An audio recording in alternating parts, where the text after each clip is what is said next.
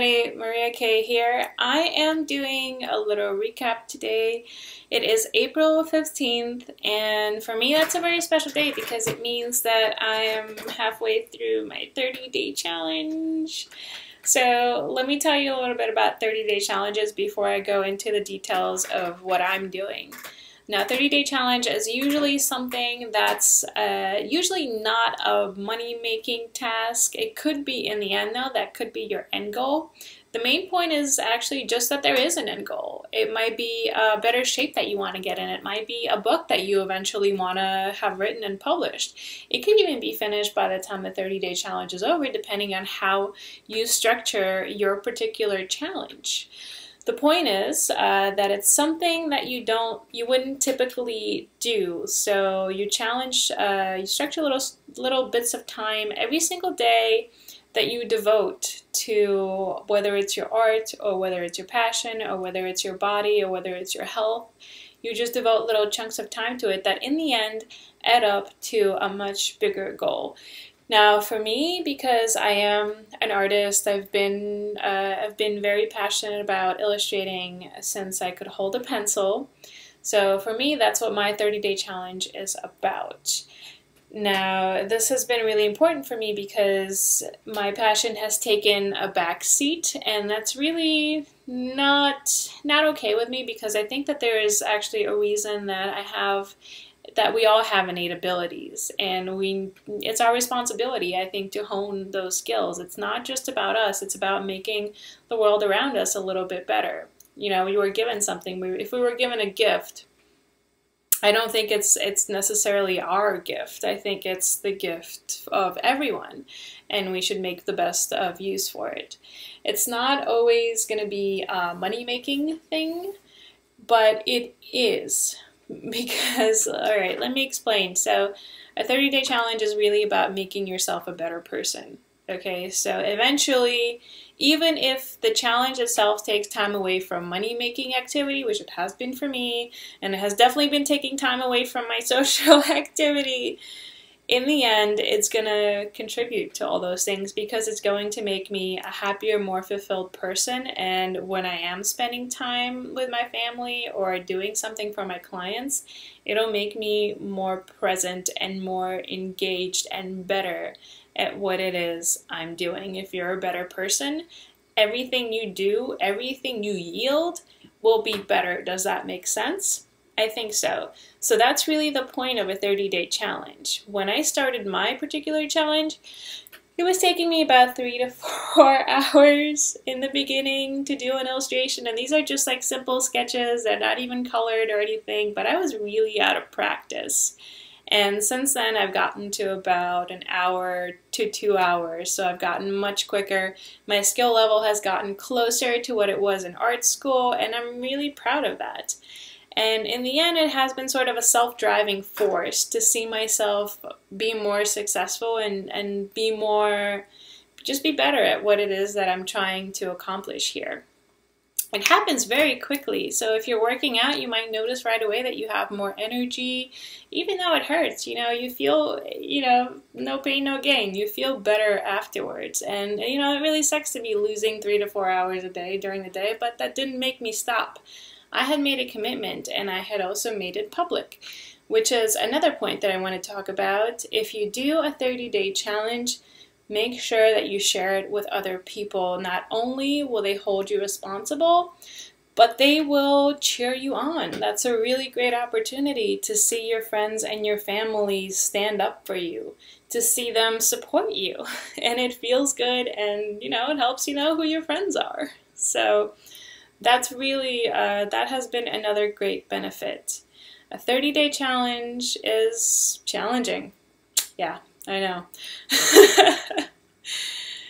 You come across all these obstacles that you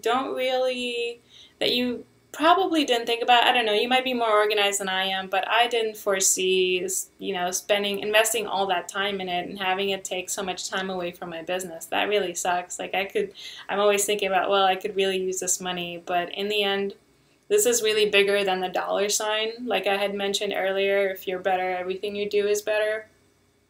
that's really, I really got to keep that end goal in mind and stick to my commitments, because not only are people going to be disappointed, not only am I going to be disappointed in myself, but I'm never going to really meet that goal, and I'm going to set a standard for myself that I never want to live up to, because that standard is going to be very low. And if I tell myself that it's okay to go back on a commitment now, you know, who's to say I'm not going to do the same thing to other commitments that I make in the future?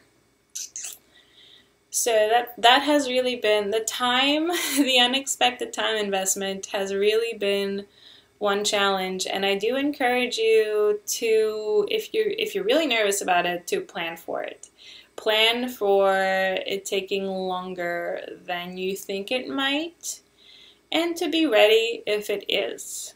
It's not the end of the world. You will find time, and you should definitely be ready to wake up a little bit earlier, or to sacrifice some other tasks that you typically do throughout the day, so maybe you don't go out and see your friends as often. It is about making little sacrifices, and I actually have a really good story to prove that point. I was going to a festival about a quarter of the way, actually more than a quarter of the way, because I just came back.